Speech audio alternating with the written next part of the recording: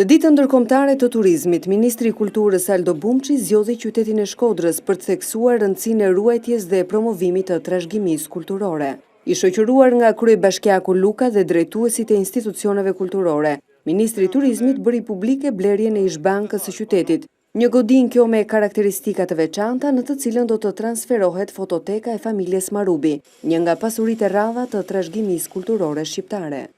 Turizmi kulturor, trashëgimia kulturore përbën një nga asetet kryesore për zhvillimin e turizmit në Shqipëri. Me rreth 55 milion lek të reja, është bërë mundur që ne të blejmë këtë monument kulture dhe këtu mbas investive që do bëhen për të krijuar kushtet e nevojshme për ruajtjen e arkivit pasur të fototekës Marubit, do jetë mundur që të jetë i vizitueshëm. Bumçi tha se Shqipëria është vendi i dytë pas Italisë që ka densitetin më të madh të objekteve të trashëgimisë kulturore. Ndaj dhe qeveria në bashkëpunim me Bashkimin Evropian do të nisë zbatimin e disa projekteve që kanë të bëjnë me ruajtjen dhe promovimin e monumenteve të kulturës.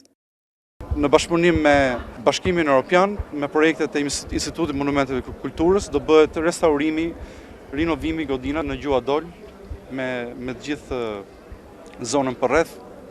Dhe në të njëjtën kohë dëshiroj të theksoj dhe investimin që po bëhet në Kështjellën e Shkodrës, ndërtimi i rrugës, e cila do e bëj shumë më të lehtë shkuarjen Kështjellë, vizitat, pra rikonstruksioni i rrugës Kështjellës, patjetër që e sjell Kështjellën shumë më afër vizitorëve.